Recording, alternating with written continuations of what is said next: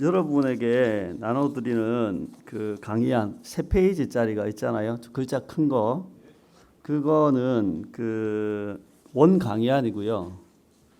그다음 글자 잔잔한 거 한 석 장 있죠. 3페이지인가요? 석 장인가요? 2장 반입니까? 그게 총 한 5면인가 6면 정도 되지요. 7면인가? 7면 정도 되겠네요. 그거는 뭐냐면 참고 자료로 드리는 겁니다. 오늘 뭐 가끔 볼 수는 있는데 왜 그걸 드리냐면 여러분들 이 성경대학을 하시면 남유다와 북이스라엘의 왕조, 왕의 순서, 연대, 그 사람 도대체 뭐 했는데 어느 왕하고 연결되어 있는데 뭐 이런 게 있어요. 그거를 누군가가 정리를 해야 되잖아요. 그죠?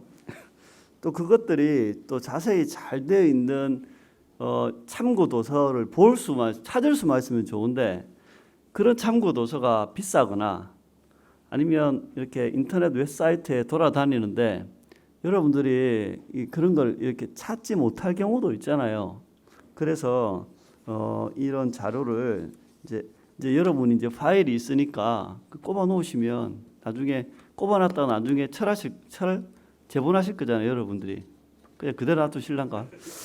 그래가지고 요거를 보시면 참고 자료가 3개가 있는데 하나는 전체 연대를 가지고 간단하게 왕, 그다음에 몇 년을 다스렸는지, 그리고 이 사람이 악한 사람인지 좀 선한 왕이었는지 그런 거 있잖아요. 간단하게 구별해놨고, 그다음에 이 왕들이 언급되는 성경 구절, 그러니까 열왕기하고 역대기하고 거기에 있는 성경 구절을 이렇게 배치를 해놨고, 연대는 보면 그 숫자가 쓰여 있는 게 뭐냐면 그 사람이 통치를 시작한 연대예요. 네, 르호보암 하면 931년 시작했다는 말이고, 아비야 하면 913년에 시작했단 말이에요. 이건 다 BC예요. 네, 그리고 그렇게 되어 있고 왼쪽엔 유다 왕, 오른쪽엔 이스라엘 왕. 이렇게 해서 이런 게 있구나. 이걸 외울 수는 없잖아요, 또. 여러분 이 20명과 19명의 왕을 다 외우시나요? 못 외웁니다. 네, 그런 거 외우시다가 죽을 수도 있습니다. 네, 큰일 날 수 있습니다. 이런 거 외우는 게 아니고 이런 게 있다. 그래서 어떻게 해요? 뭐 있는 것 같은데 그러면 이제 책을 들여보는 거예요. 자료를 보는 거지. 어디에 있으니까 한번 볼까? 자료를 보는 거지. 이걸 다 외워놓으면 그거는 법조인들이 하는 거잖아요. 예, 변호사, 판사, 검사 이런 분들이 이렇게 다 외우시는 거고 성도들은 외워지지 않습니다. 네. 그러니까 마음 편하게 보시고, 그리고 뒤에 보시면 이제 참고 2, 3은 유다 왕, 그다음에 이스라엘 왕 이렇게 되어 있는데요. 각각의 왕별로 적어놨고, 제가 이제 남유다 왕은 이렇게 이 역대하만 제가 적어놨습니다. 앞에는 역대하고 열왕기하고 있잖아요, 그렇죠? 근데 있는데 여기는 이제 여러분들이 오늘은 역대 상하를 하니까 역대하 이야기만 이렇게 적어놨습니다. 보시면 대충 이 사람이 뭔 일을 했다 뭐 이렇게 간단하게 정리가 되어 있으니까 잘 참고하시고 나중에 강의할 때 제가 한번 볼까요? 이럴 수도 있습니다. 자, 강의안을 들어가 볼게요. 역대기에 들어가며 들어왔습니다. 역대기의 기본 정보를 살펴보면 저자는 정확하게 누군지 확실히 말할 수는 없습니다. 그런데 분위기를 보아하니 에스라 같다 하는 겁니다. 예, 성경학자들이 이 분명히 에스라일 것이다 이렇게 추측을 합니다. 예, 이 역대기는 이 역사적 기록을 어디서부터 시작하냐면 다윗 왕 때부터. 주로 하는 건 뭐냐면 다윗이 헤브론에 있을 때 유다 왕으로 있을 때가 아니라 이 통일 왕국 통치한 지 7년 차쯤 될 때 남북 이스라엘을 전체 통치했던 통일 왕국 때부터 자세히 기록되어 있고, 앞에 족보가 있다가 역사가 기록되는 건 사울의 역사가 10장에 보면 기록이 되어 있습니다. 근데 뭐 사울의 역사가 많이 기록된 게 아니고 사울이 좀 왕으로서 좀 왕 같지 않았던 부분들을 부각시킵니다. 그러니까 사울의 역사를 기록했다기보다는 다윗의 왕권의 정당성, 정통성 이런 걸 위해서 사울 왕을 기록해 놨다는 겁니다. 그래서 다윗 이야기부터 어디까지냐면 우리가 아까 읽었던 본문 그 36장 역대하 36장 맨 끝에 절에 있는 것처럼 고레스 칙령에까지. 고레스 칙령은 자 문제 나갑니다. 문제 나갑니다. 자 고레스 칙령이 나왔을 때는 이스라엘 그리고 이 유다가 포로 귀환 때인데 포로 귀환이 3차로 되어 있습니다. 1차 포로, 2차 포로, 3차 포로 귀환이 되어 있는데 고레스 칙령은 여자분만 이야기하는 겁니다. 몇 차 포로 귀환이었을까요? 여자분들만. 네? 자, 우리 팀장님들만 이야기합니다. 몇 차 포로 귀환이었을까요? 손가락으로 해봅니다. 하나, 둘, 셋. 1차 포로 귀환입니다. 네. 거기에 538년이 돼 있잖아요. 1차 포로 귀환입니다. 1차 포로 귀환. 네. 이 그 역사는 그렇게 되어 있어요. 자, 그렇다면 이제 두 번째 문제 나갑니다. 두 번째 문제. 그러면 에스라는 1차 포로기한, 2차 포로기한, 3차 포로기한 중에 몇 차 포로기한의 사람일까요? 자, 이번에는 우리 남자 성도님들만 손가락을 펴겠습니다. 자, 하나, 둘, 셋. 네. 역시. 네. 2차 맞습니다. 2차. 네. 2차 포로기한. 근데 1차 포로기한, 2차 포로기한하고 연도가 한 70몇 년 차이 납니다. 70몇 년. 자, 그러면 이걸 이제 추측을 하셔야 돼요. 추측을. 나중에 이야기가 나오겠는데 1차 포로기한과 2차 포로기한에 그렇게 긴 시간 텀이 있는데 보통 성경학자들은 이 역대상하를 에스라가 기록했다고 생각하거든요. 에스라. 네.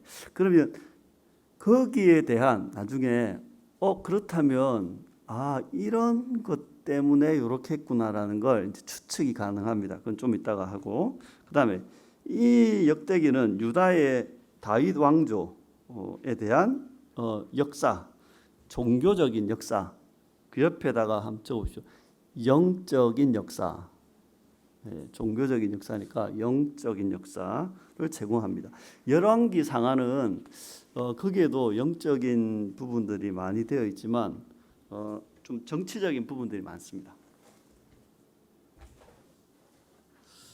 자, 역대기는 계속 제가 읽습니다. 역대기는 에스라 그리고 느헤미야와 연결되는 연속적인 이야기의 구조를 가지고 있다. 그래서 역대기 읽고 나서 바로 딱 다음이 나오는 게 에스라입니다.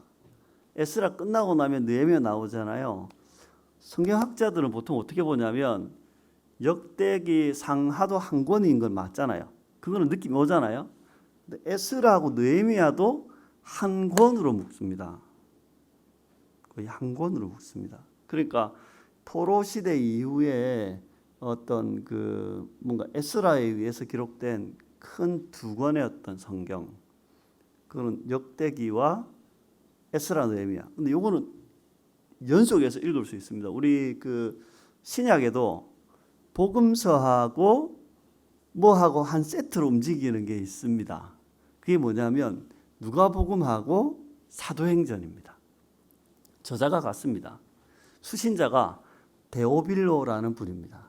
그래서 누가복음은 예수님의 부활 승천까지 기록되어 있고 이 사도행전은 예수님이 부활 승천하신 이후에 교회의 역사에 대해서 기록되어 있어요. 그래서 그게 한 세트처럼 되어 있는 것처럼 이것도 역대기와 에스라 느헤미야가 한 세트로 되어 있습니다. 네. 자, 그럼 세 번째 문제 또 나가겠습니다. 그러면 포로기 이후의 역사를 기록한 성경이 한 권이 남아 있습니다. 네, 이 에스라, 느헤미야, 역대기하고 별개로 한 권이 남아 있습니다. 그 성경은 무엇일까요? 네? 맞습니다. 에스더. 에스더는 2차 포로기한 좀 전에 수산 그 지역에 있던, 그러니까 바벨론 포로로 잡혀 있던 어떤 그 유대인들의 이야기, 죽을 뻔했다가 이제 살아난 이야기, 그것들은 별개로 이제 흐름이 있는 게 아니라 그건 별개로 이렇게 생각하셔서 중간에 그것들을 이제 넣어놔야 됩니다. 네, 그거만 하시면 뭐 역사서는 별 문제 없을 것 같습니다. 자, 역대기의 기록 목적. 자, 동그라미 여러분 읽어, 괄호는 빼고 읽읍시다. 시작.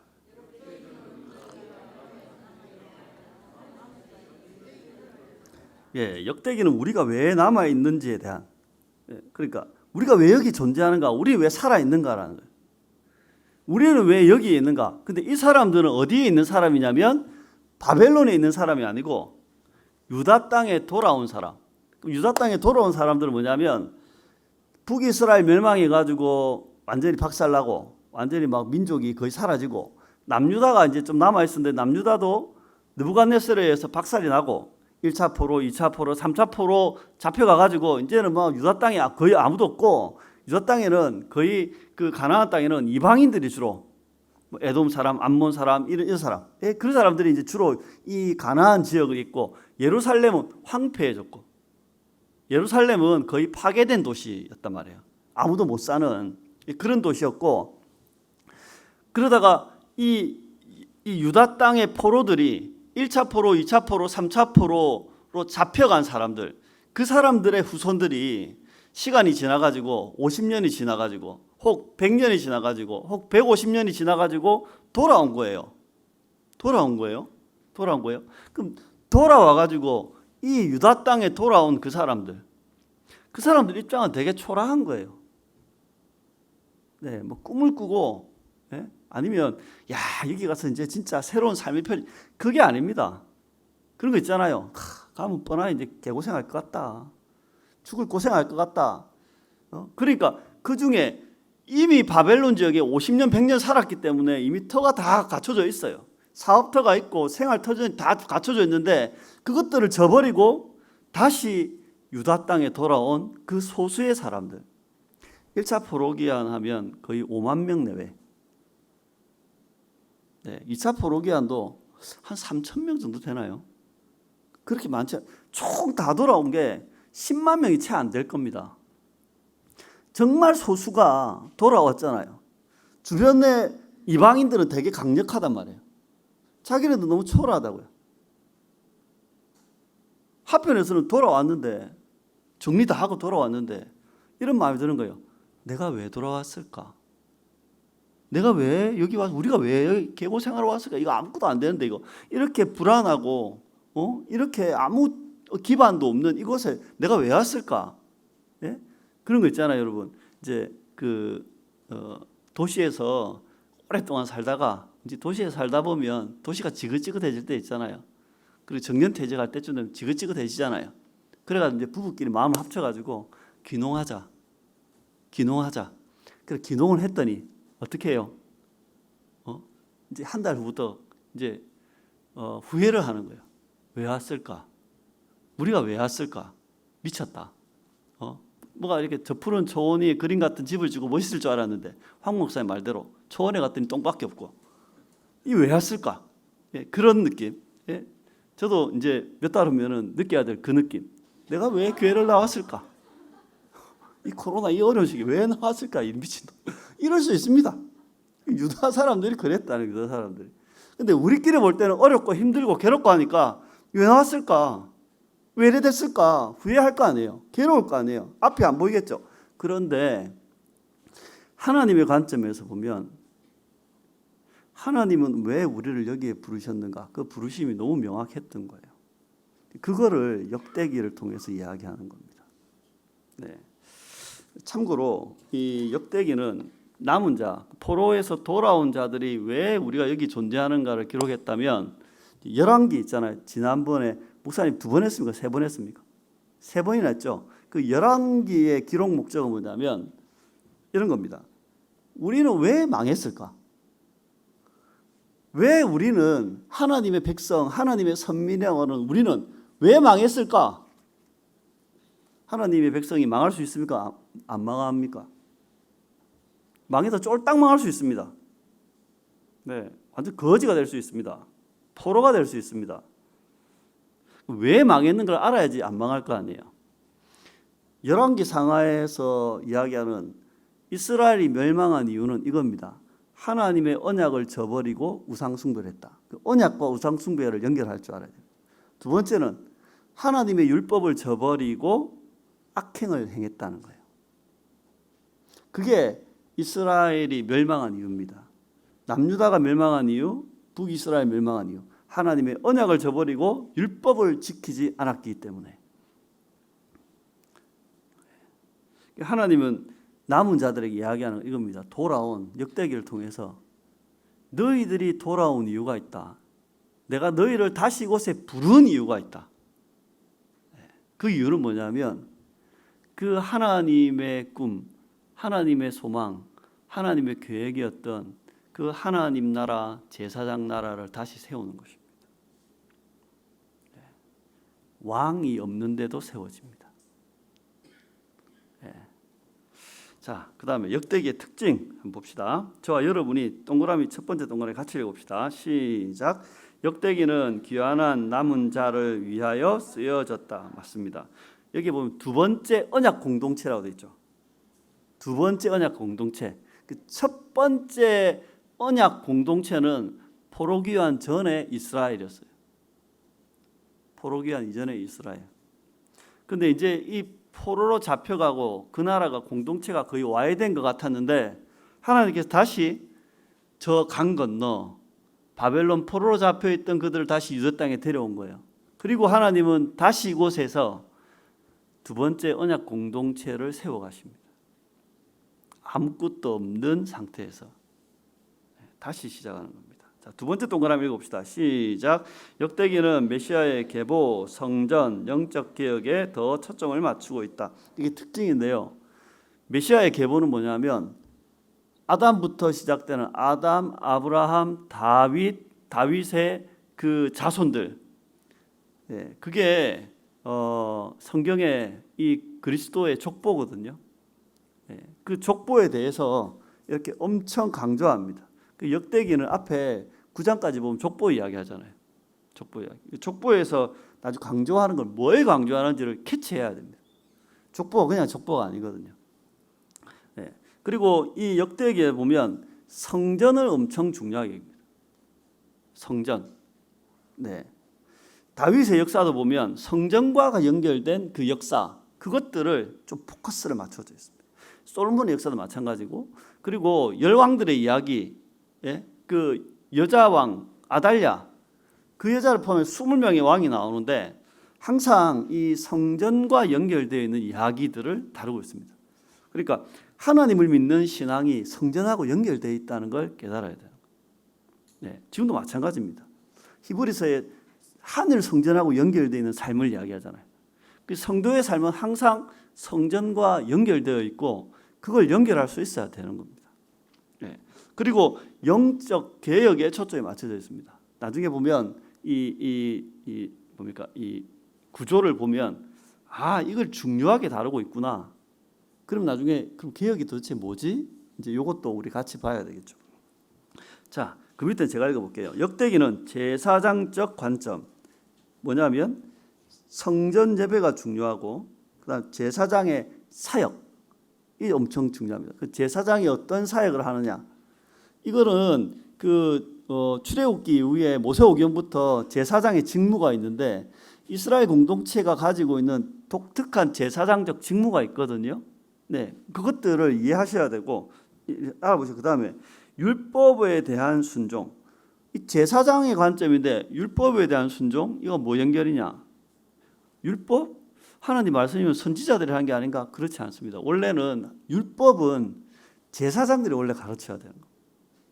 성전도 제사장이 돌봐야 되는 것이고, 예. 그리고 이 성전을 중심으로 한 그 사역은 이스라엘 전체 어떤 그 뭡니까 영역에 모든 영역에 거의 미치는 사역이 제사장적 사역입니다.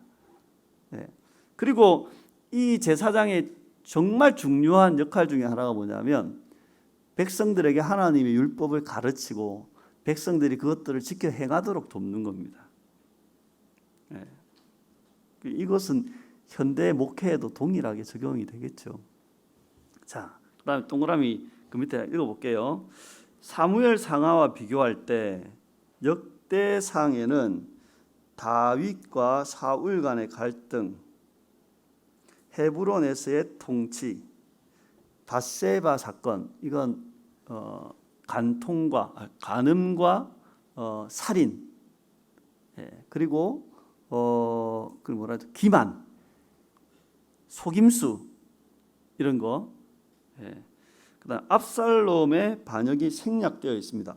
그리고 사무엘 상하가 다윗 이야기가 엄청 많잖아요. 사무엘 상에 보면 사무엘 이야기하다가 사울 이야기하다가 다윗 이야기 넘어오잖아요. 다윗이 왕이 되기 전까지 이야기가 사무엘 상 이야기잖아요. 모르는 것처럼 그러지 말고 그 이야기잖아요. 그러다 사무엘 하에 보면 다윗이 이제 왕이 되는 그때부터 유다의 왕이 되는 그 이야기부터 다윗이 이제 왕위에서 이제 끝나가는 마지막 이제 연세 많이 드셔가지고 마지막 이제 노래하고 하나님의 은혜와 하나님께 감사하는 노래하고 이제 끝나잖아요. 그래가 열왕기로 탁 넘어오면 솔로몬한테 왕위를 넘겨주잖아요. 1장 2장에. 그렇죠. 그걸 어떻게 외우노 그래. 그다음에 성전 건축 준비와 성전에서 예배는 이 사무엘 상하에 없어요. 근데 이 역대기에는 이게 추가되어 있어요. 그러니까 어떤 건 역대기에 있는 이야기 중에 어떤 건 있는데 엄밀한 사건으로 엄청 중요하게 다루는데 비중을 크게 해서 다루는데 이 사무엘에 있는 이야기는 역대기에 없다는 이야기 왜 얘기했어요? 예? 두 번 이야기하면 잔소리라서. 아니 강조점이 다르기 때문에요. 빠진 이야기를 보면 보세요. 사울과 다윗 간의 갈등, 헤브론에서의 통치. 이건 뭐냐면 다윗이 이스라엘 통합왕이 되기 전에 통일 왕국의 왕이 되기 전에 이야기예요. 그러니까 이 역대기는 다윗 왕국의 시작. 그러니까 이스라엘이라고 하는 다윗 왕국의 시작. 이 역대기는 북이스라엘은 안 쳐주거든요. 자들은 뭐냐면 정통이 아니다. 자들은 좀 이렇게 뭐랄까요? 좀 엇나간 좀 이상한 아들이다. 그래서 정통성을 인정 안 해주는 거예요. 저끼리는. 그러니까 남유다의 이 다윗 왕가를 중심으로 한 이야기만 한다고. 그리고 다윗 왕가에 안 좋은 이야기는 거의 빠져 있습니다. 예, 보시면 밧세바하고 이 뭐 간음하고 사람 뭐 우리아 죽이고 이런 이야기는 하나도 안 나옵니다. 네, 싹 빠져 있고. 그다음에 이 압살롬이 반역했을 때 보면 그 다윗의 그 우유부단함, 예? 다윗이 뭔가 하나 선을 못 끊고 니비적 하다가 막 일이 더 커지고 이런 게 있거든요. 압살롬은 나쁜 놈이 아니에요. 예? 그 다윗이 뭔가 이렇게 자신의 어떤 잘못에 대해서 자꾸 회피하고 도망가고 이런 게 있었단 말이에요. 그러다가 더 큰 일이 벌어졌어요. 예. 그런 일들 이게 안 나오는 거예요. 예. 그러니까 다윗의 사건 중에 조금 뭔가 좀 안 좋은 것 같다는 느낌으로 드는 사건이 뭐냐면 인구조사한 게 있습니다. 예. 지난주 아니겠구나. 한 2, 3주 전에 했겠네요. 그죠? 인구조사를 해가지고 뭡니까? 이스라엘 전체 군인을 이렇게 조사해오라 합니다. 왜 조사를 했겠어요? 안 배웠나? 예? 기억이 없어요. 왜 조사를 했겠어요? 왜? 예? 예? 왜 조사를 했겠어요? 왜? 예? 왜요? 왜? 이야기해 보세요. 저는 수요성경대학 유튜브로 잘 안 봐서 뭔 말인지 잘 몰라서 물어보는 거예요. 언니야, 왜 조사했다 돼?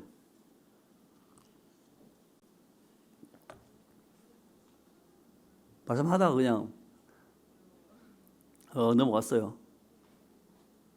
기억나는 분 없어요? 내가 황 목사님은 이야기했는데 내가 이야기하면 또 이중으로 잘못 이야기하면 진짜 이상하게 될까 봐 그러는 거예요. 기억나는 거 있습니까, 집사님? 네? 가물가물. 네, 정말 죄송합니다. 예. 기억나는 거 있어요? 네? 기억 없어. 이자영 집사님 기억나는 거 있어요? 네? 없어요? 에라 모르겠다 그러면. 정확하게 동기가 뭔지는 안 나와요. 그죠? 근데 다윗이 군사수를 조사했다는 말은 뭐냐면 전쟁을 준비했다는 얘기죠. 군사수를 준비했으니 이거 알아봤으니까 전쟁을 준비했잖아요. 전쟁을 준비했는데 다윗 시대 때 주변국들하고는 싸울 나라가 없었어요. 모압, 암몬, 뭐 블레셋 또 어디 있노? 뭐 아람 지역, 예? 그다음 밑에 뭐 아라비아 이쪽 지역, 예? 거기하고는 싸울 나라가 없었어요. 다 속국처럼 이 세금 받고 했기 때문에 군사를 130만 명인가 그 정도 되는 거의 한 뭐 조사하는 군사도 있으니까 150만 대군을 조사를 했단 말이에요. 거의 그 정도 규모가 있는데 얼마나 되는지 알아보고 그리고 나서 조사만 했는데 다윗이 내가 잘못했다, 내가 여호와께 범죄했다 이랬잖아요. 그죠? 네.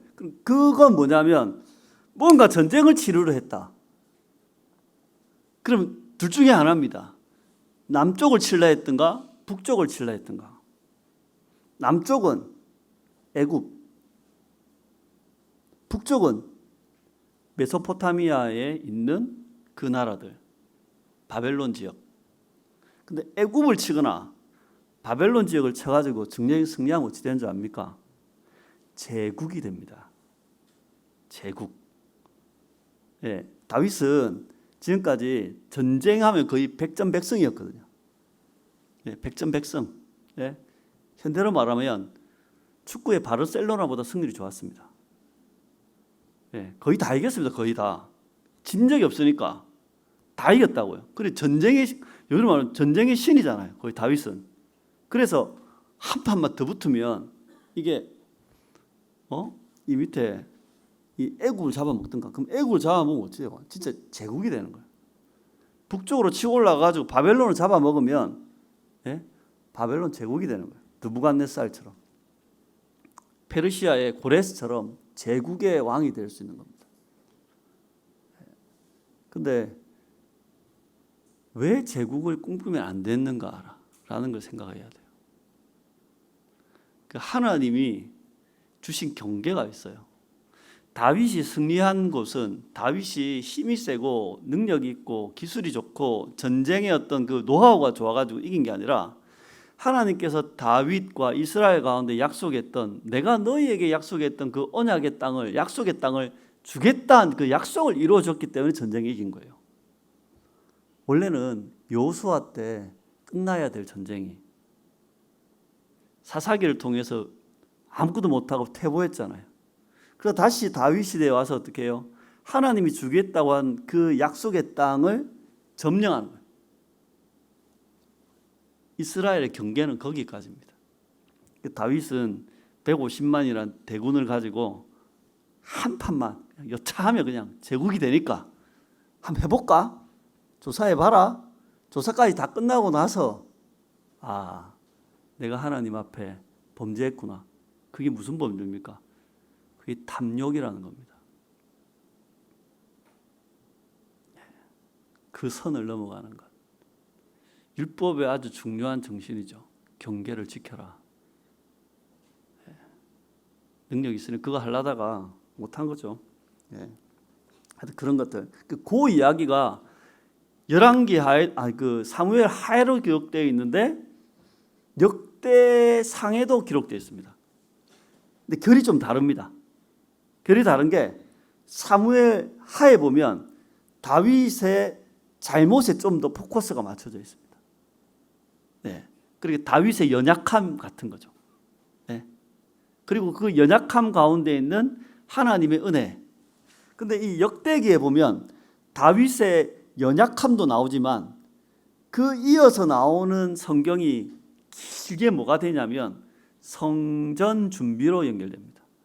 그러니까 죽어야 되는 그 사건이 멸절당해도 되는 그 사건이 하나님의 성전을 세워주시는 그 은혜로 연결되는, 그 죽음의 일들이 하나님의 은혜와 영광으로 연결되는 일, 이건 뭐냐면 복음의 이야기입니다.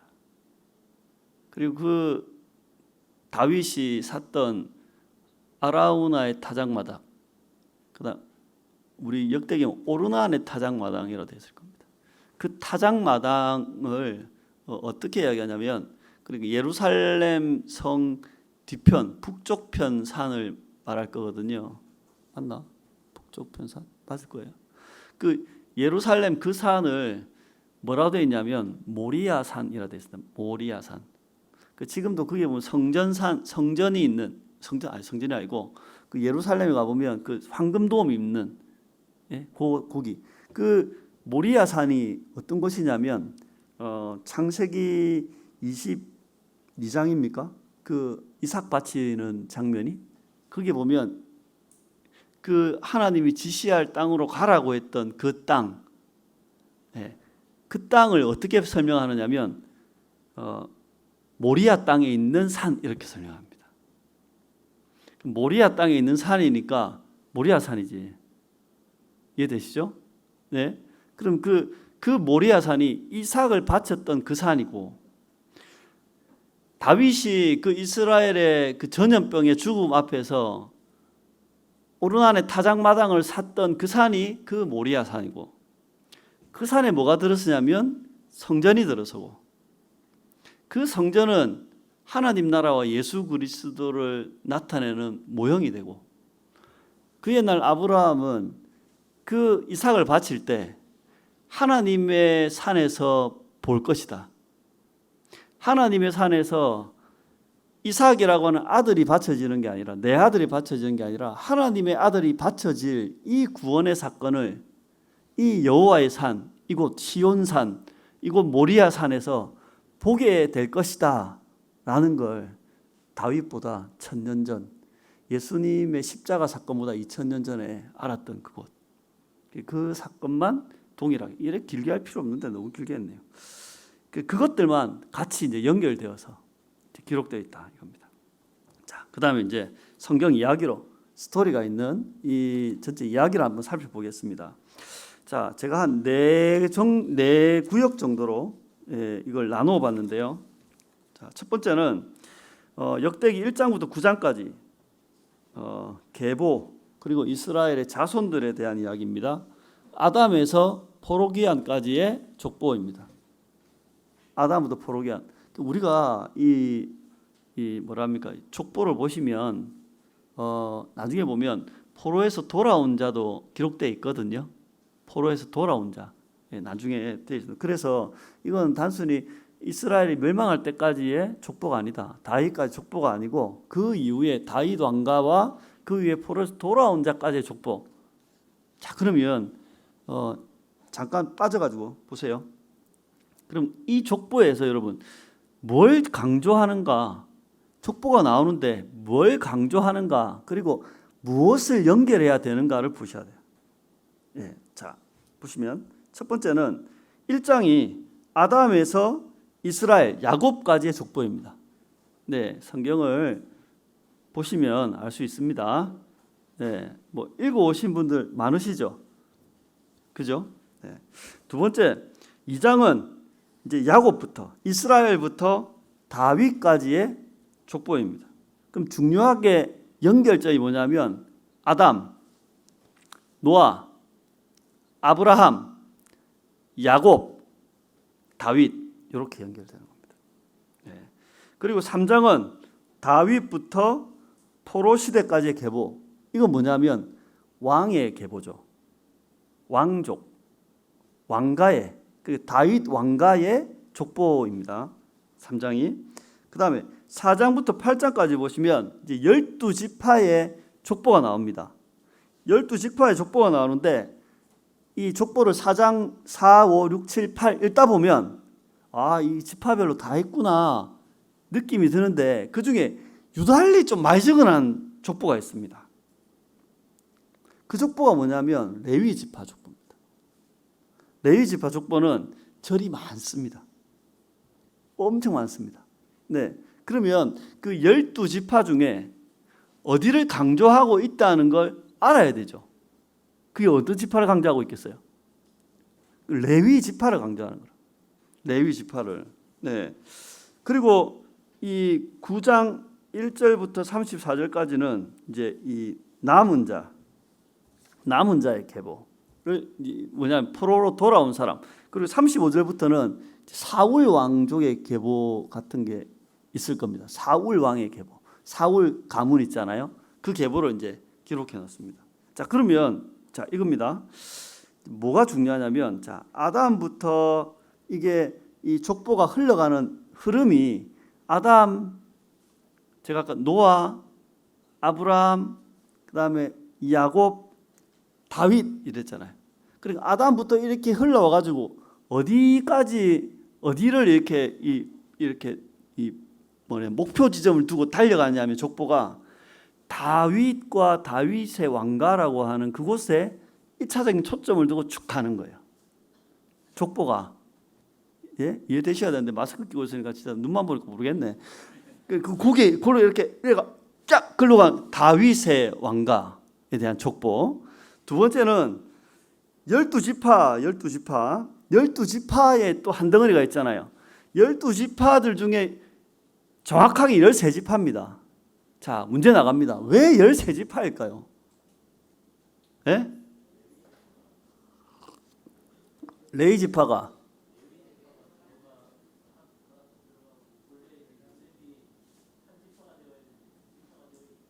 네, 예, 비슷하게 했는데 요셉 지파가 에브라임, 므낫세 두 지파로 나눠졌잖아요. 그래서 13지파입니다. 정확하게는.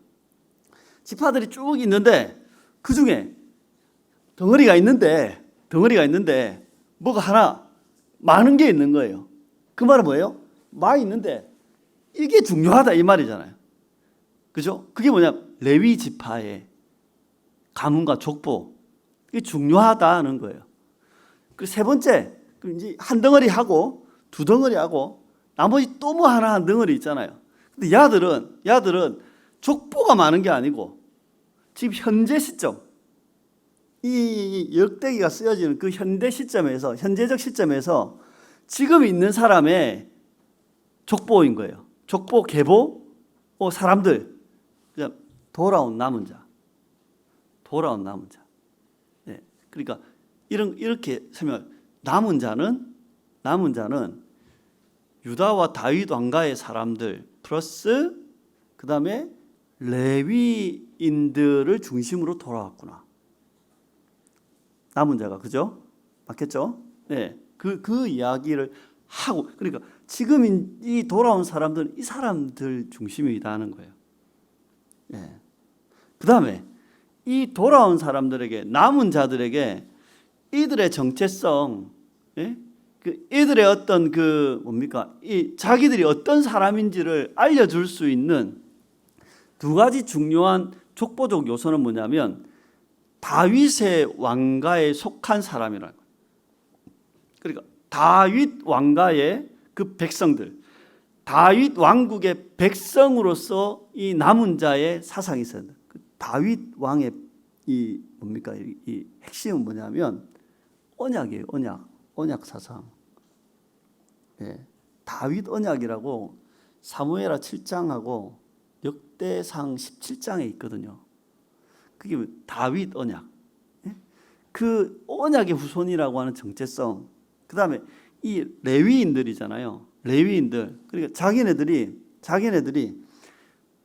제사장 나라고, 그리고 이들이 살아가는 삶의 양식들은 바벨론과 이 세상과 다른 그 레위인과 제사장이 간직하고 있던 성전과 율법이 중심이 된 그 삶을 따르는 남은 자라는 걸 알아라는 거예요.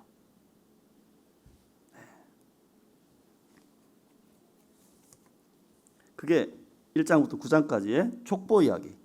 족보 이야기. 따라오십니까? 네, 이래가 언제 마칠지 모르겠습니다만은, 자, 그다음에 10장부터 29장까지는 다윗 왕의 이야기. 역대상, 이게 역대상 끝까지입니다. 네, 다윗 왕의 이야기인데 내용은 사울의 죽음부터 다윗이 즉위하고, 그리고 다윗의 군사들, 용사들, 이런 이야기입니다. 용사들이 많았다는 말은 무슨 말이냐면 전쟁에서 이겼다는 이야기겠죠. 맞겠죠? 승리했다는 말이에요. 그게 10장부터 12장까지 되어 있고, 그 다음에 13장부터 16장까지는 하나님의 법궤를, 하나님의 언약궤를, 증거궤를 예루살렘으로 옮겨오는, 네, 그 원래 법궤가 이 성막이 없었습니다. 네, 성막은 성막대로 따로 있고, 하나님의 법궤는 그 누구냐? 그 뭡니까? 베세메스에서 와가지고 다른 집에 가 있었습니다.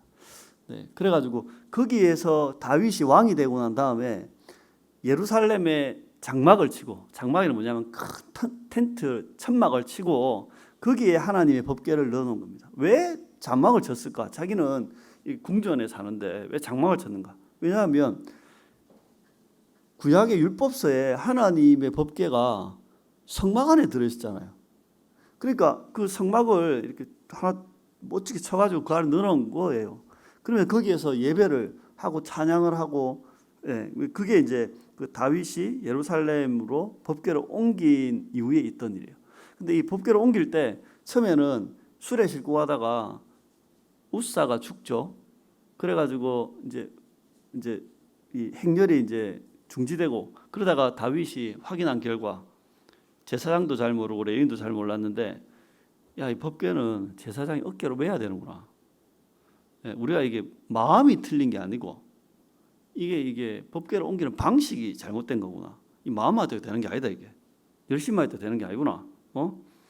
그래서 어깨에 메고 이제 가지고 들어오는. 그게 이제 하다가 실패해가지고 다시 찾아가지고 다시 옮기기 때문에 이게 좀 이야기가 깁니다.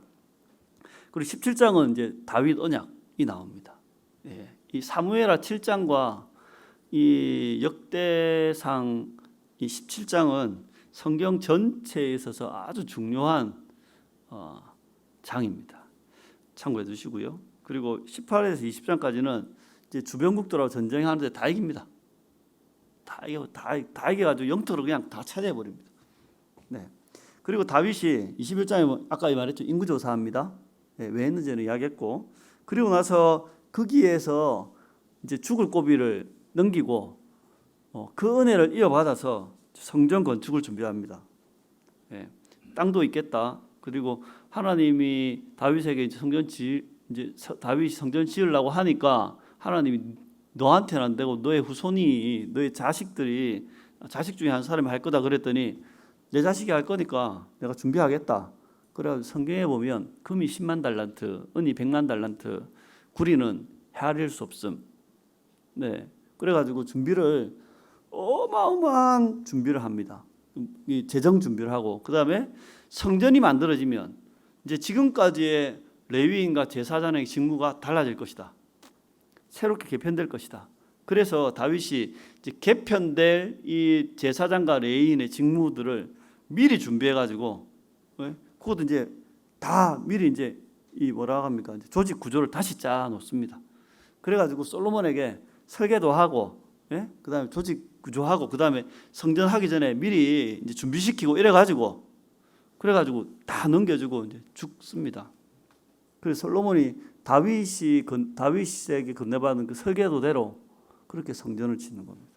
그리고 성전 다 짓고 나서 지난주에 황도환 목사님이 솔로몬에 기도했잖아요. 성전 봉헌식 할 때 했던 기도잖아요. 맞잖아요. 그 기도하고 나서 이제 그 레위인과 제사장들이 다윗부터 준비했던 직무를 이제 시행하는 겁니다. 그게 역대상의 이야기고요.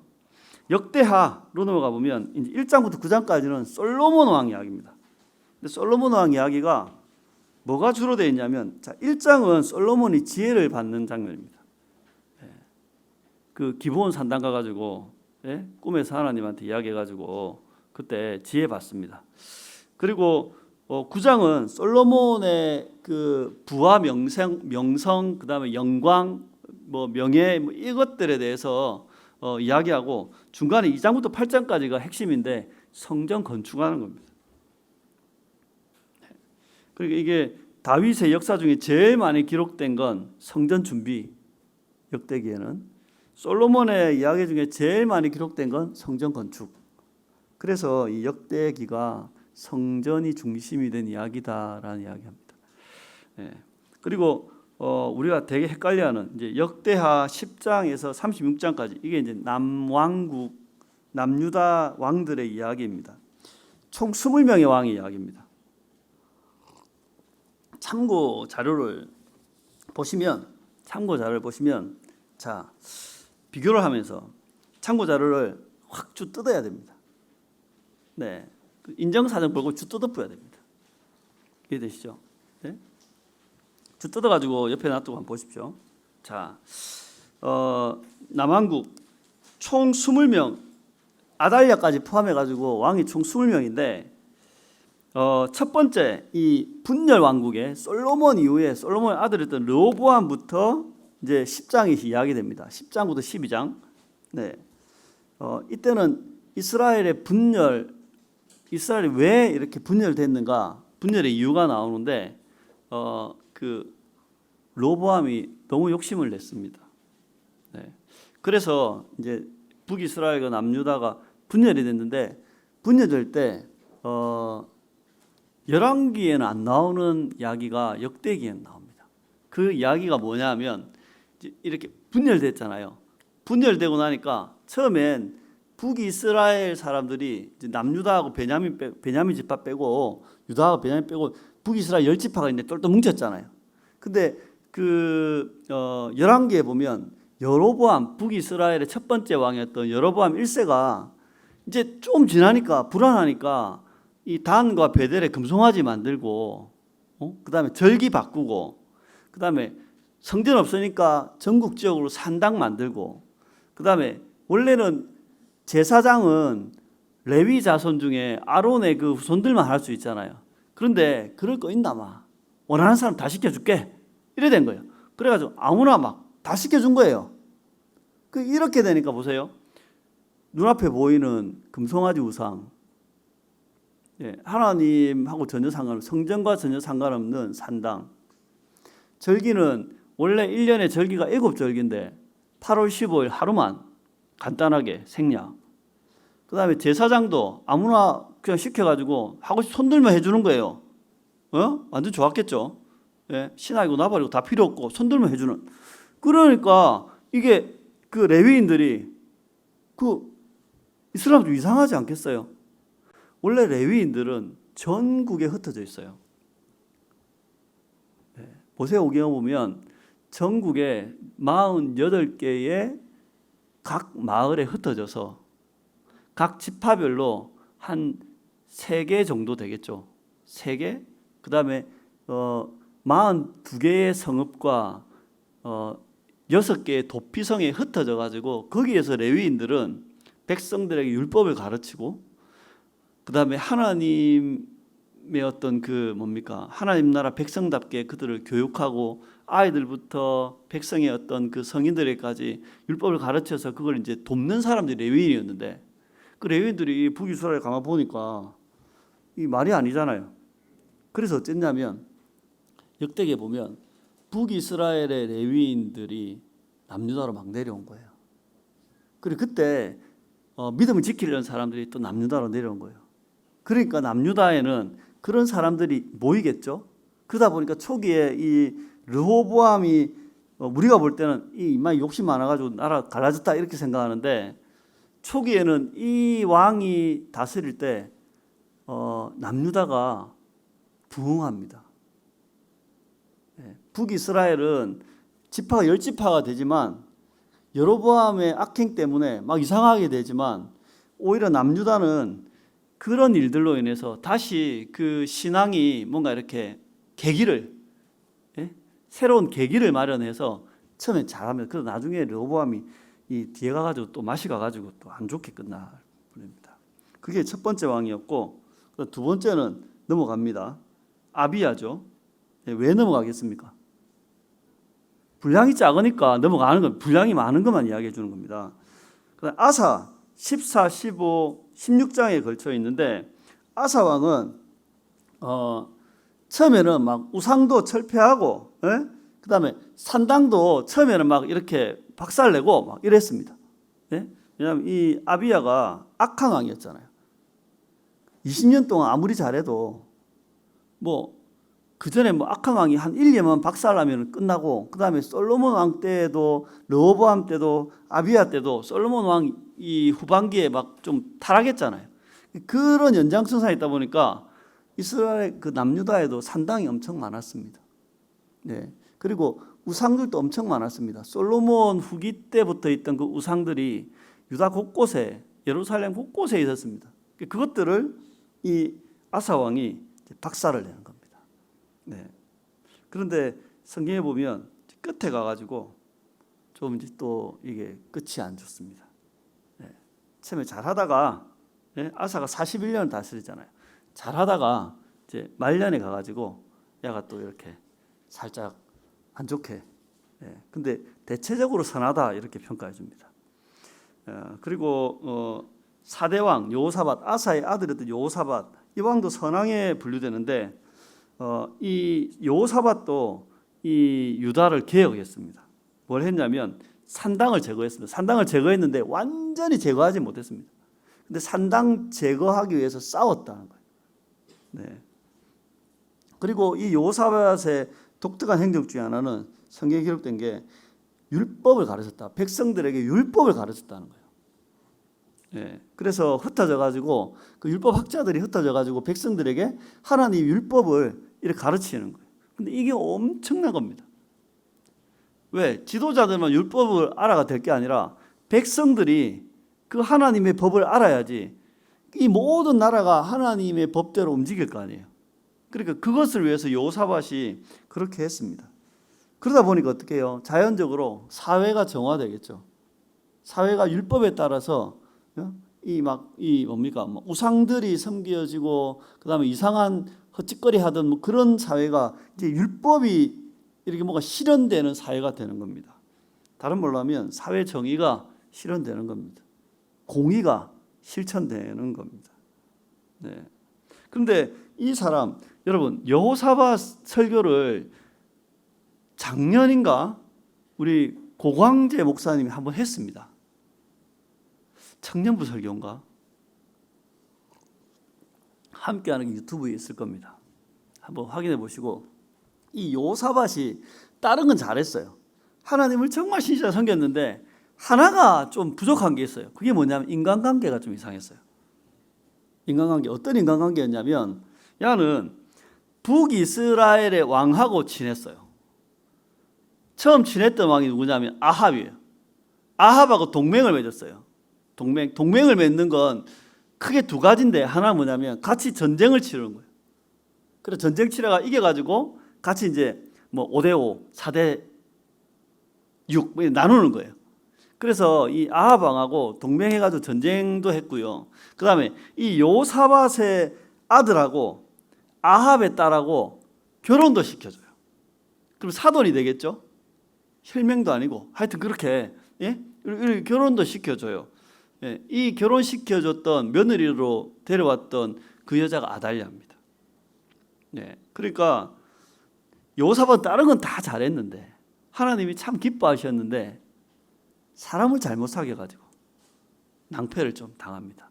근데 이 사람을 잘못 사귄 게 나중에 이 다윗 가문에 어마어마한 치명타를 맞습니다. 또 제가 그렇다고 해서 뭐 이걸 도덕적으로 여러분 사람 잘 사귀십시오, 이래 말하기는 좀 애매합니다. 네, 우리가 뭐 원래 잘 못 사귀잖아요. 사람 보는 눈도 없고. 그 다음에 넘어가서 요람, 여러분 이 표지에 요람이라 되는데 여호람이라고 되어 있습니다. 요람이나 여호람이나, 예, 이 역대기에는 여호람 되어 있고 아마 열왕기에는 요람이라 되어 있을 거예요. 그리고 요람, 아하시아, 아달랴 이후에 이제 요아스 왕이 나오죠. 그 요아스 왕은 8세 때 왕이 되거든요. 예, 그 아달랴의 칼을 피해 가지고 요야다 제사장이 숨겨놨다가 왕이 8살 될 때 왕으로 등극합니다. 그리고 이 초기에 왕이 개혁을 하는데 8살짜리가 무슨 개혁을 하겠어요. 처음에 이 요야다 제사장의 역할이죠. 이 사람이 누구냐면 고모부예요. 그러니까 이 요아스를 뭡니까 이렇게 숨겨준 게 고모거든요. 고모의 남편이니까 고모부 맞잖아요. 근데 이 요야다 제사장이 성경에 보면 130살까지 살았습니다. 그러니까 이 요시야를 왕으로 세울 때도 거의 한 100살 됐다는 이야기죠. 안 그렇습니까? 이 40년을 다스렸으니까 거의 한 100살 가까이 됐을 때 뭐 이렇게 그 거사를 이뤄 가지고 그래서 요시야를 왕으로 세우고 나라를 이렇게 개혁을 합니다. 예. 산당과 우상을 제거하고 그다음에 그 전까지 아달랴 때까지 이 성전에 완전히 우상으로 가득했거든요. 예? 그것들을 성전을 정화하고 그것들을 이제 이 요아스가 이제 했던 겁니다. 그리고 그 다음에 나오는 게 뭐 아마샤, 우시야, 요담, 아하스 다음에 나오는 제 13대 왕 히스기야는 성경에서 참 중요한 그 전환점 같은 사람입니다. 왜냐하면 요 히스기야 때 북이스라엘이 멸망하거든요. 히스기야 이야기가 29장부터 32장까지 29, 30, 31, 32 녹장에 걸쳐서 나옵니다. 근데 여기에 주로 나오는 건 히스기야의 개혁 이야기가 나옵니다. 그 전까지 히스기야 이전까지 나라가 엉망진창이었습니다. 특히 그의 아버지 아하스 보면 아하스 때 완전히 나라가 완전히 우상 천국이 됐었습니다. 그것들을 히스기야가 회복시키는 겁니다. 네. 성전을 정화하고 그래서 왕으로 등극했던 원년에 아마 성전을 정화했을 겁니다. 네. 그리고 이 성전의 기능을 다시 회복시켜서 제사장이 직무를 보게 하고 레위인들이 자기 일을 보게 하고 그리고 그 다음에 맞이하는 유월절인가 그때 유월절을 지켰는데 그때 백성들이 너무 기뻐서 한 주인가 더 했을 거예요. 그리고 나서 돌아가면서 백성들이 산당을 막 부수기 시작했습니다. 우상을 부수고 산당을 제거하고 막 이래가지고 우상과 산당을 제거하고 다시 이 유다를 하나님 나라로 바꿔내는 작업들을 했던 게 히스기야입니다. 그리고 그 다음 나오는 게 이제 히스기야의 아들이 므낫세잖아요. 제일 오랫동안 통치한 55년 악한 왕. 그리고 그의 아들 아몬 2년을 통치했다가 신하한테 살해를 당합니다. 그리고 백성들이 그 살해한 살인자들을 죽이고 이 요시야를 왕으로 세웁니다. 이 요시야는 이 31년 통치 가운데 예루살렘과 유다를 다시 정화를 하고 심지어는 이제 이 유다가 그때 이제 북이스라엘 멸망했잖아요. 그러니까 북이스라엘 땅이었던 그 뭐 이렇게 베델 같은데 가가지고 다시 백성들을 불러 모으고 거기를 다시 정화하고 그러니까 이 영역을 원래 유다 땅보다 더 확장해서 이 뭔가 영향력을 펼치고 그리고 이 사람도 율법을 교육을 했습니다. 언제냐면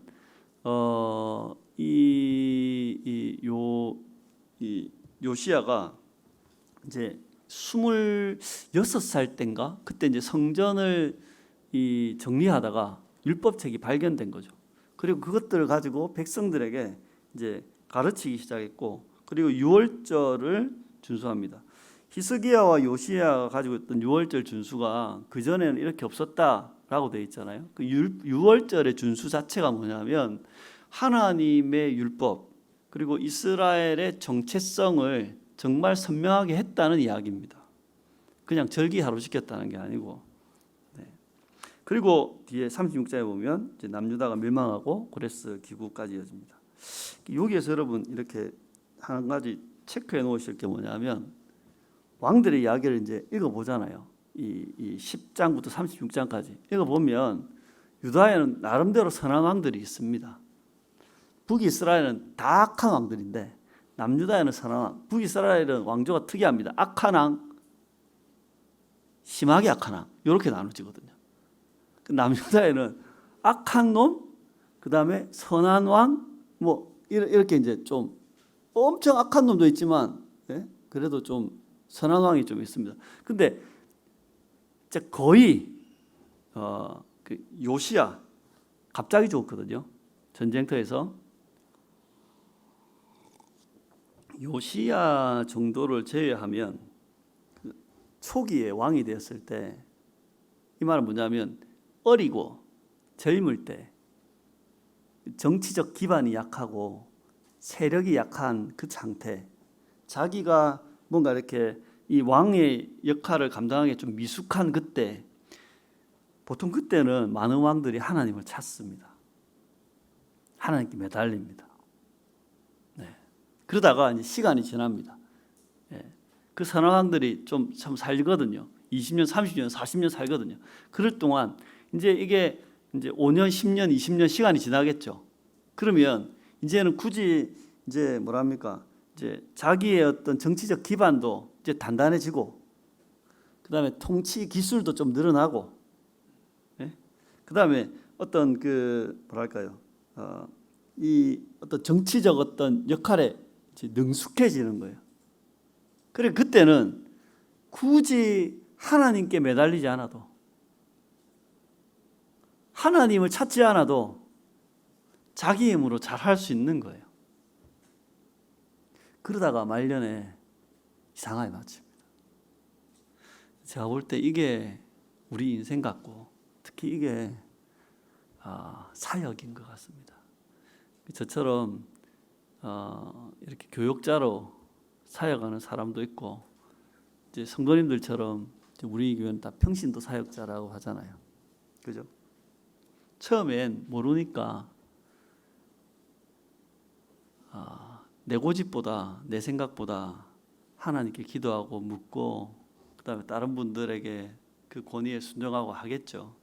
근데 이제 노하우가 쌓이면 이건 내가 안다는 거예요. 이 정도는 내가 할 수 있고, 이 정도는 내가 커버할 수 있고, 이건 내가 해봤으니까 안다는 거예요. 그래서 하나님보다 그냥 자신의 기반, 자신의 능력을 그냥 믿는다. 더 정확히는 이제 하나님을 의지하지 않아도 살만한 거죠. 네. 그렇게 하다가 뒤에 곤란해집니다. 성경은 그들을 향해서 말년에 여호와를 저버렸다라는 이야기를 하거든요. 여호와를 저버렸다. 우리도 그래 될 수 있습니다. 조심하셔야 됩니다. 자, 성경의 이해를 돕기 위한 몇 가지를 기록해 놨습니다. 자, 이스라엘 왕도 신명기를 보면, 신명기 17장입니다. 그게 보면 이 맨 위에 동그라미는 신명기 안 적히고 성경의 전반적인 이야기입니다. 이스라엘 왕은 신분이 아니고 직분입니다. 근데 이 세상의 모든 왕은 다 신분이었습니다. 왜냐하면 이 세상은 신분 사회였거든요. 왕, 귀족, 평민, 노예. 우리도 왕, 양반, 중인, 평민, 그다음에 노비. 모든 사회는 다 계급 사회입니다. 근데 하나님의 나라는 계급 사회가 아닙니다. 하나님의 나라는 그냥 직분이 주어져요. 직분. 신약으로 말하면 은사. 하나님이 맡겨놓으신 직무로 주어진 거지, 그것이 신분, 계급, 뭐 높이 이런 게 아니라는 말이에요. 그리고 왕이 돼도 왕은 왕의 직무를 해야 되는 거지, 이건 내 거야, 내가 제일 높아, 그러면 이스라엘 왕은 그런 거 없다는 거예요. 높은 분은 하나님만. 교회도 마찬가지입니다. 어떤 조직적으로 잘하기 위해서 이 조직적인 어떤 구조를 만드는 거지, 그게 우리 직무일 뿐이고 권한과 책임의 문제이지, 안 그렇습니까? 그게 우리가 뭐 누가 높고, 예? 예를 들어 교회는 안수 집사님이 서리 집사보다 높습니까? 그러다 안수 집사님 중에 몇 분 더 이제 나중에 또 선거해가지고 그러면 장로 되면 장로님은 그러면 더 높습니까? 예? 그러면 뭐 담임 목사님은 제일 높고, 예? 부교역자는 애매하게 이게 장로님보다 높은 건 아니고, 그렇다고 뭐 안수 집사님보다 낮다고 말할 수는 없고, 그렇다고 이게 또 그렇다고 해서 뭐 담임 목사님 바로 밑에 있다는 건 아니고 그런 서열 체계가 아닙니다. 하나님은 그에게 어떤 직무를 맡기셨는가가 중요합니다. 제사장에겐 제사장의 직무, 선지자에겐 선지자의 직무, 장로에게는 장로의 직무, 왕에게는 왕의 직무. 그냥 그거 하면 되는 겁니다. 그 권한 안에서 책임을 다하고 책임 있게 사는 겁니다. 왕의 직무는 뭐냐면 엄청 중요합니다. 이스라엘이 하나님 나라로 존재할 수 있도록 통치하는 대리인. 그리고 우리의 모든 직무는요, 교회, 이스라엘, 거기에 부여된 모든 직무는 그 공동체를 하나님 나라답게 만드는 겁니다. 그게 직무입니다. 셀장의 직무는 이 셀을 하나님 나라답게 만드는 것. 교역자의 직무는 이 교회를 하나님 나라답게 세워가는 것. 그게 직무입니다. 만약에 이걸 여러분 가정으로 가져가시면, 가장이잖아요. 가장은 하나님 나라엔 계급이 없댔잖아요. 그죠?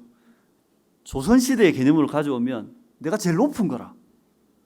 근데 이거 하나님 나라로 새 사람으로 딱 넘어오는 순간 어떻게 해요? 가장은 높은 게 아니고 하나님은 이 가정을 하나님 나라 만들라고 부여해 주신 직무일 뿐인 거예요. 우리의 모든 직무는 그 목적입니다. 그걸 위해서 어떤 사람은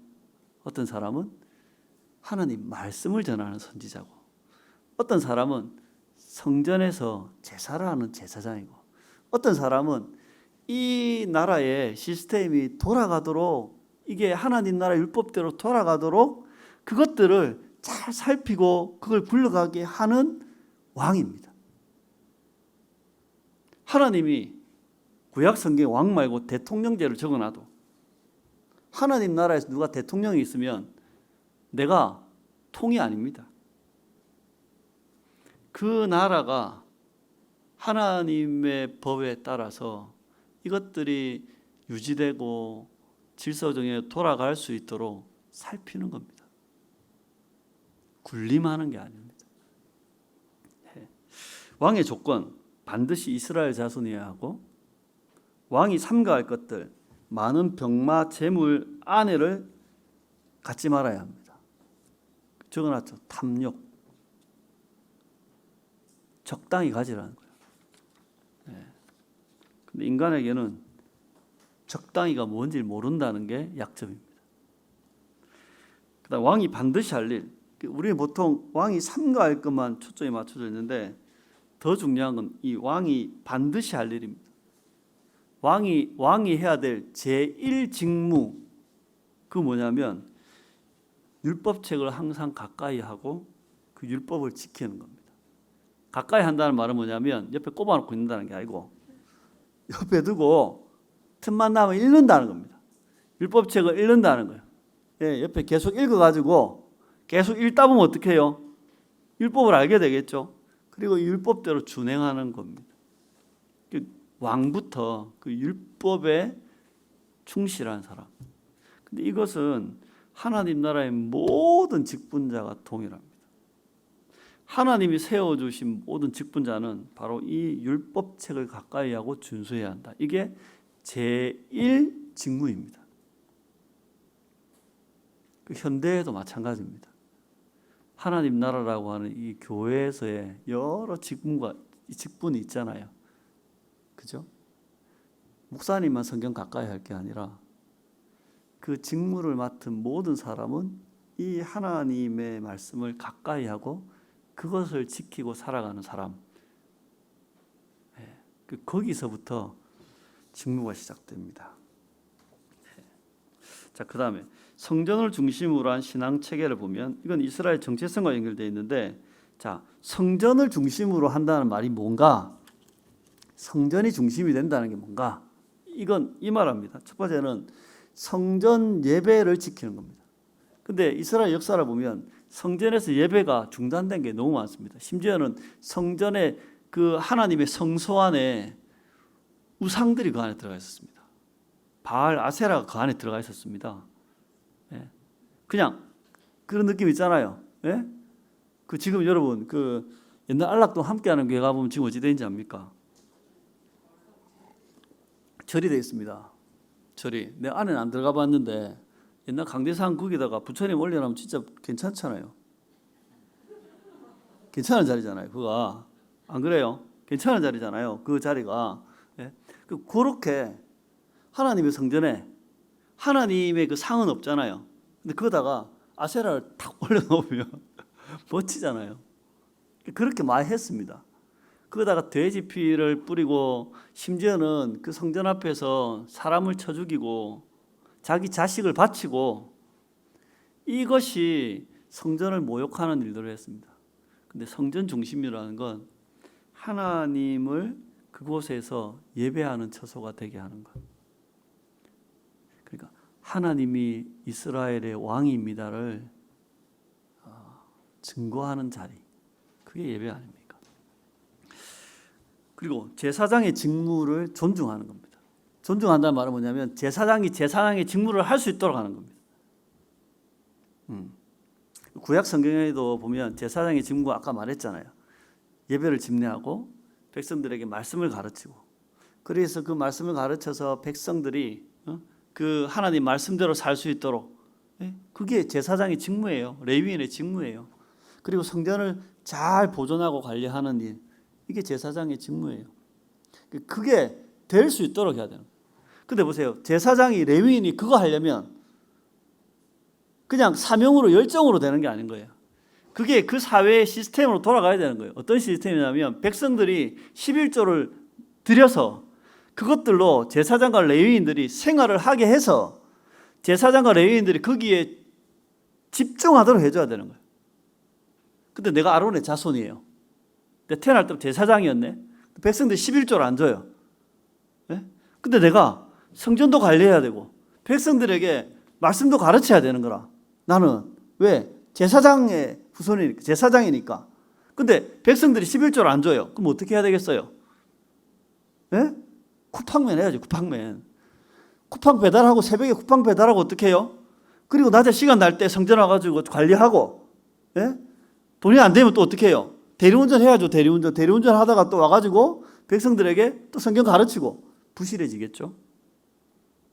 그 부실한 사이클로 돌아가게 되면 제사장은 직무를 행할 수 없습니다.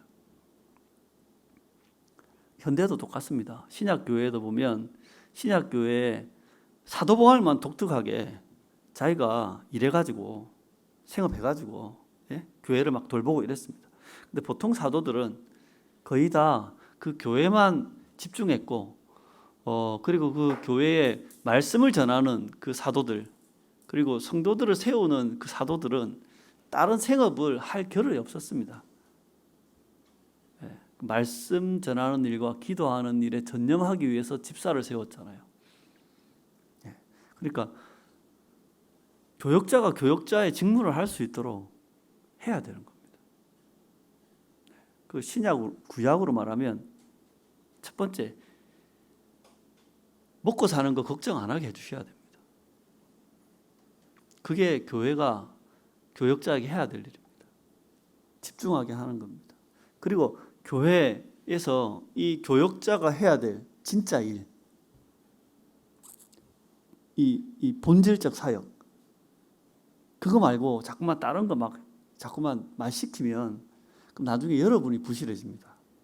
한번 생각해 보세요. 한 목사님이 저 텃밭 만들어 놓고, 아이고 저 밭에 물 누가 주노 이래가지고 아무도 줄 사람 없어가지고 목사님이 새벽기도 하고 물 주러 갔다 와야 되겠다. 물 주고, 그러다가 성경 마치고 나면 아이고 내 연구해야 되는데 또 제가 또 배추 또 물 안 주면 또 다 뒤진다 이래가 또 물 주러 가고.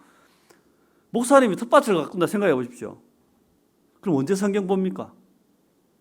그럼 여러분들은 목사님 주신 상추를 먹어야 되는 겁니다. 말씀을 먹는 게 아니고 목사님이 키운 상추를 먹으시랍니까? 목사님이 말씀을 먹어야 되겠습니까? 말씀 먹어야 되는 거예요.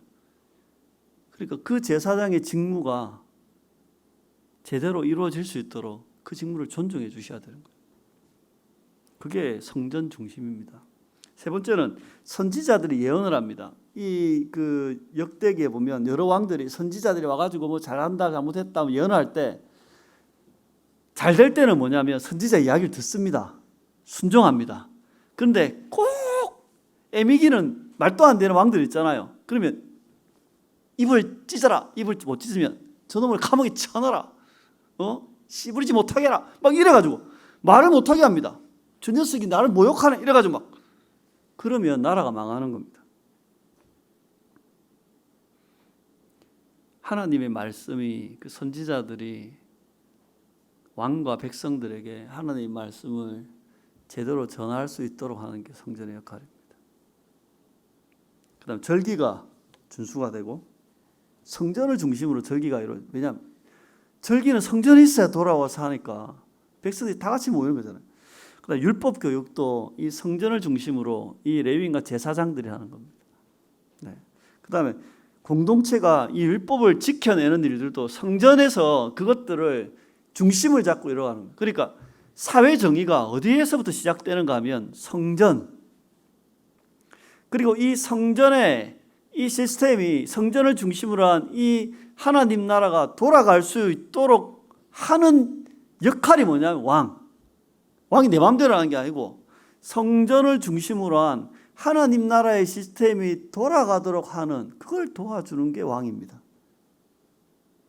전쟁해가 남은 나라 뺏어가고 이게 아니고 내 무슨 업적 만드는 이게 아니고 왕은 자기 업적 만드는 게 아닙니다. 선한 왕은 뭐냐면 업적을 만드는 게 아니라 성전을 중심으로 한 그 시스템이 돌아가게 하는 거. 좋은 팀장, 좋은 사역자는 내가 뭘 했다. 제가 볼 때 이거 아닌 것 같습니다. 오히려 그냥 그 교회가 그 셀이 하나님 나라답게 잘 도와가도록 그냥 융할류처럼 사라지는 사람 있잖아요. 그게 좋은 사역자 같습니다. 하나님 나라를 이루는 세 가지 요소. 이제 3분 안에 제가 이걸 마치겠습니다. 아닙니다. 5분 안에 마치겠습니다. 뒤에 너무 많네. 자, 하나님 나라를 이루는 세 가지 요소. 언약, 약속, 율법. 하나님의 언약은 변함이 없습니다. 이게 역대기의 이야기입니다. 하나님의 약속은 반드시 성취됩니다. 그리고 하나님의 언약 백성이 하나님은 그 율법을 준수하기를 원하십니다.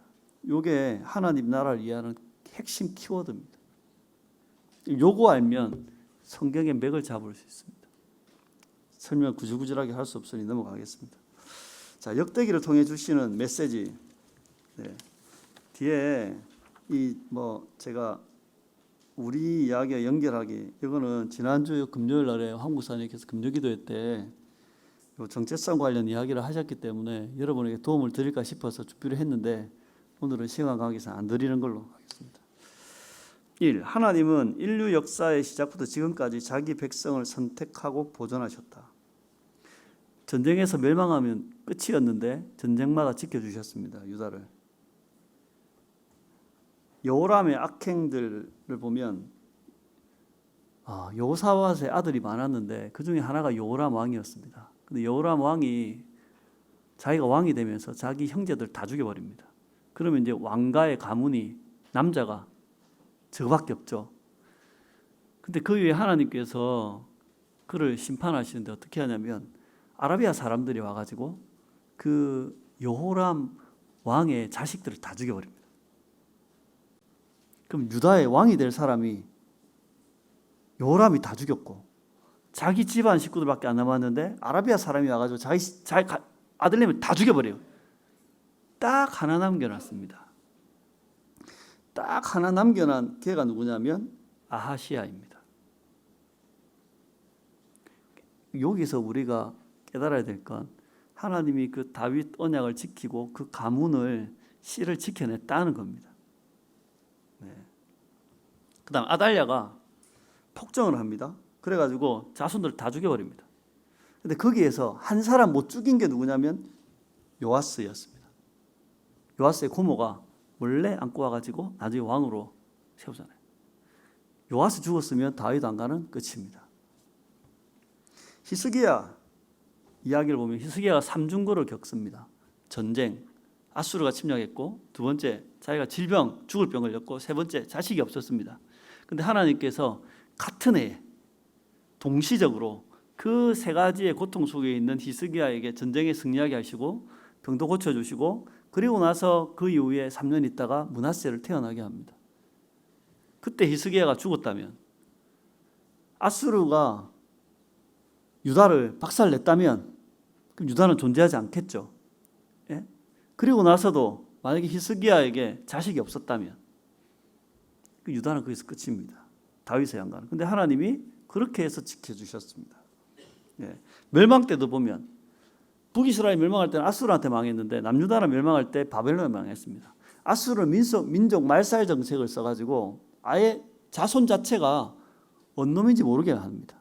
근데 바벨론은 심지어 포로로 잡혀간 그들을 하나님이 남겨놔서 다시 남은 자로 불러서 그 다윗의 왕가를 이어갑니다. 그러니까 이 역대기 이야기를 보면 하나님은 자기 백성을 선택하시고 보존하신 게 맞는 겁니다. 우리도 마찬가지입니다. 우리도 하나님은 그렇게 보존하고 계시다는 겁니다. 두 번째, 이스라엘 우명 하나님과 관계됐습니다. 여호와를 찾을 때는 평안과 행복이 있었습니다. 그게 역대기 이야기입니다. 그래서 어떤 사람들은 인과응보의 신학이라고 합니다. 그런데 여호와를 저버리게 되면 불행과 저주와 불안에 시달리며 삽니다. 우리에게 주는 교훈이 있는 겁니다. 세 번째, 개혁은 언약과 율법을 회복하는 겁니다. 그러니까 이 언약 사상을 회복하는 것. 율법은 뭐냐면 삶을 개혁하는 겁니다. 정체성을 회복하고 삶을 개혁하는 것, 이것이 개혁입니다. 하나님은 우리가 개혁되길 원하십니다. 우리 시대의 역대기를 쓴다면 하나님은 이 이야기를 합니다. 누가 개혁할 것인가? 교회 디비를 하지 마시고 여러분의 삶과 이 교회 가운데 하나님의 언약 사상이 자리 잡도록 섬기십시오. 그리고 하나님의 법인 율법이 이 교회와 성도들에게 그게 삶의 질서와 생활 양식이 되도록 도와야 되는 겁니다. 그게 개혁입니다. 포로기한 이유, 이것은 하나님 나라의 회복을 위해서이다. 하나님 나라 회복을 위해서는 정체성이 필수적이다. 정체성은 자기인식, 역사의식, 사명, 그걸 생각하시면 됩니다. 성전이 있는 이유, 다른 말로 교회가 있는 이유, 우리가 존재하는 이유, 함께하는 교회가 있는 이유, 그것은 우리가 하나님의 언약 백성다운 삶을 살도록 하기 위함입니다. 근데 그거 안 하고 엄한 짓 하면 교회는 그냥 밑에 보면 건물일 뿐입니다. 역대기에는 성전을 엄청 중요하게 생각합니다. 근데 성경의 총체적인 이야기는 중요한 건 성전이 아니다는 겁니다. 그럼 성전은 뭔데? 성전은 사람을 사람 되게 하기 위한 도구입니다. 건물이 중요하지 않습니다. 이 세상의 모든 종교에는 사원이 중요하죠.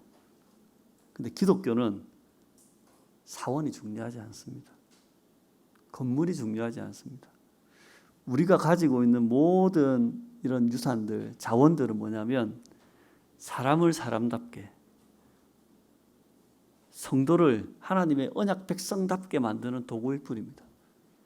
성경학당도, 이 성경대학도, 밑에 뭐 제자반, 사역자반도, 이 프로그램도, 이 시스템도, 그 다음에 이 건물과 이 모든 것도 이건 다 불타 없어집니다. 근데 하나만 남습니다. 하나님의 언약 백성이라고 하는 사람. 그게 하나님 나라의 실체고 그게 본질입니다. 그래서 우리가 추구해야 될 그 하나님 나라는 사람. 역대기에서 이야기하는 진짜 핵심은 사람, 하나님의 언약 백성다운 사람. 여러분, 그런 사람이 되시고 그런 사람을 키워주시고 그런 사람을 준비시켜 주시기를 부탁드리고 축복하고 마치겠습니다.